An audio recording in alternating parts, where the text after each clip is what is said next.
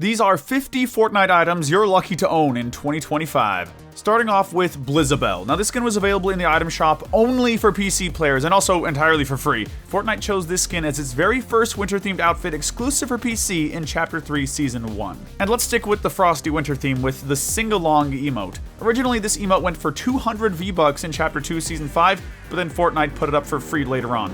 It's been over 1,400 days since this popped back up though. But what hasn't been out for even longer is the Raise the Cup emote.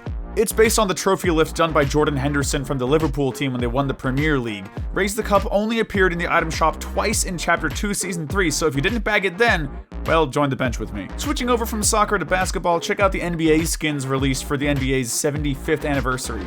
These skins popped up in Chapter 3 Season 1 and came in classic red, gray, and white styles. You could get each skin for 800 V-Bucks or as part of the NBA 75 pregame bundle for 2,000 V-Bucks and slap in even more skins. Then there's also a very spooky looking Blue Striker skin that I haven't seen since Season 4. Maybe because this guy was released as a PlayStation Plus celebration pack together with the Blue Shift back bling.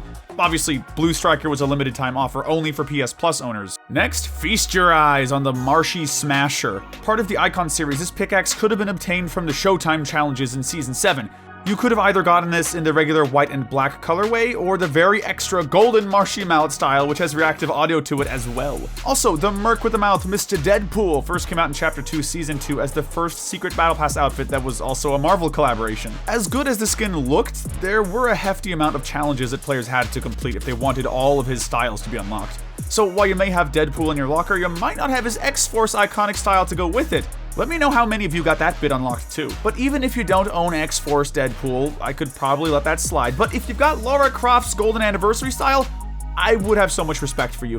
This is a Gaming Legends series skin, and the gold version could have only been obtained if you found a legendary assault rifle in Isla Nublada wearing this skin in Chapter 2 Season 6. Lara doesn't even come close to Chun-Li though. For reasons that are obviously very visible, Chun-Li is a Gaming Legends series outfit as well, and she's rare because it's been more than 800 days since the item shop has seen those thick. Next on our list is the Foundation, and while I do appreciate Fortnite throwing their bit of original heroes and skins in the game, this was also a very important collaboration because The Rock was under the helmet.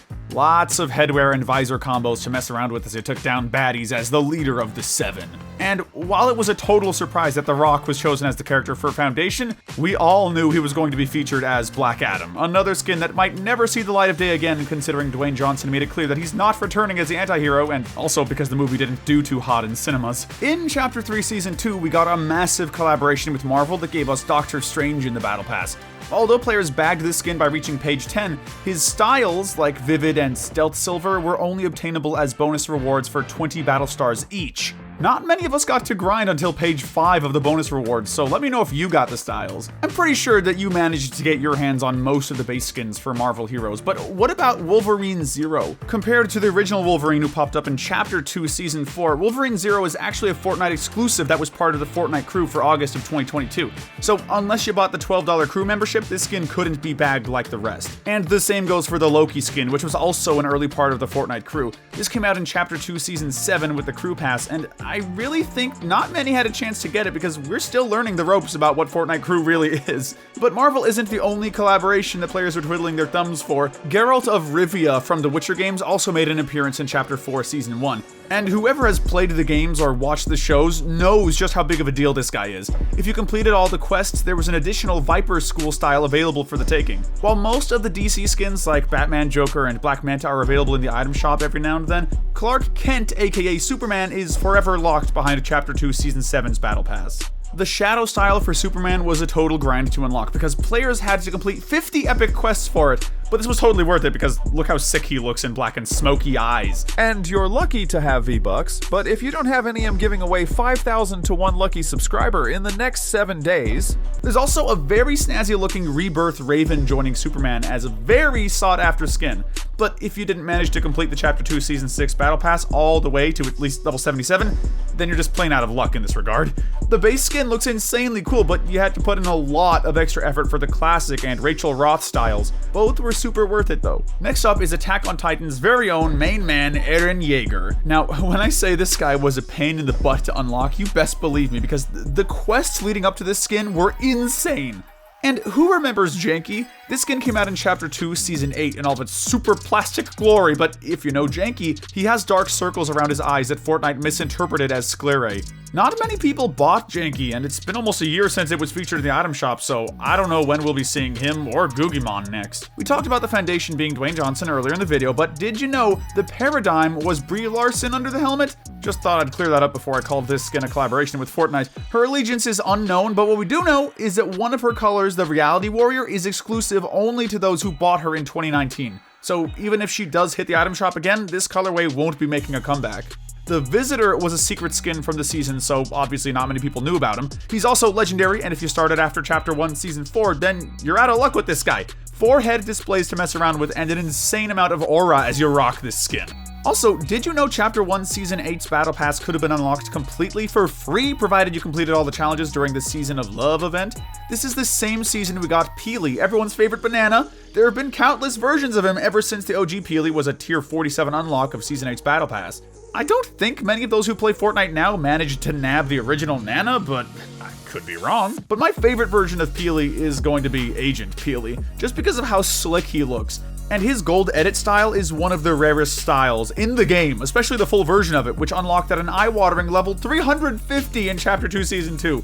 Heading over to emotes, Vibrant Vibin was only available for 4 days in Chapter 3 Season 3 before it went away. This particular emote was the first ever emote to be released as a Twitch drop, which makes it a collector's item at this point because it's never coming back.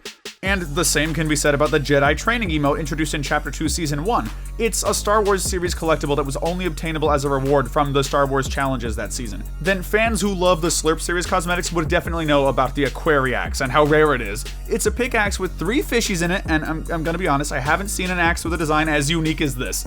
It was also hard to get because players had to obtain 50 points through the Best Frenzy event. So yeah, takes 2 to tango with this one, and the same applies to the Heartspan glider released in Season 7. Although this was free in the item shop, you couldn't get it unless someone gifted it to you. So if you're someone like me, solo queuing all the time, it would be a real pain getting the glider.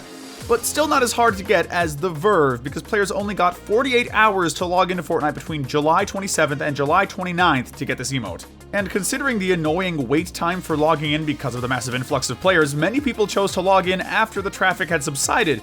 It hasn't returned since then, so the Merry Minty Axe may be a reskin of the Candy Axe, but it's still uber rare because you could have only gotten it by redeeming a code included with a purchase from either GameStop or Hot Topic. That qualifies it for being limited edition because I don't see those codes being given out anymore.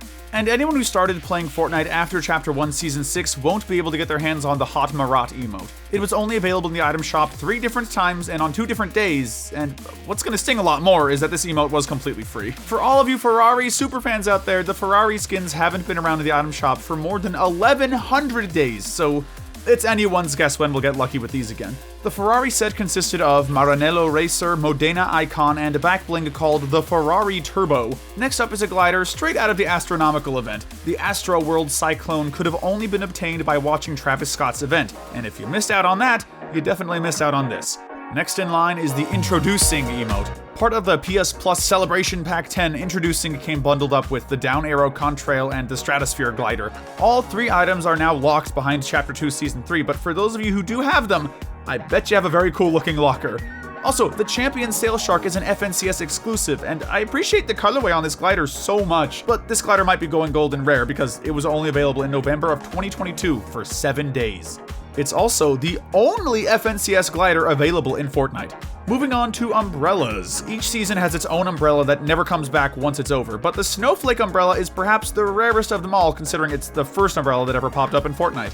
This was introduced in Season 2, and its in-game description says it was handcrafted from locally sourced snowflakes. Chapter 2 Season 6 didn't really pass the vibe check with a lot of players, and because Neymar's Hang Loose emote was released during this, I don't think a lot of us got to bag it. It did come back recently in December, but only after once again being gone for more than a year. And just like Hang Loose, we got to see the Squash and Stretch emote pop in during December just once, but this emote is special because it's built in with the Toon Meowscles skin.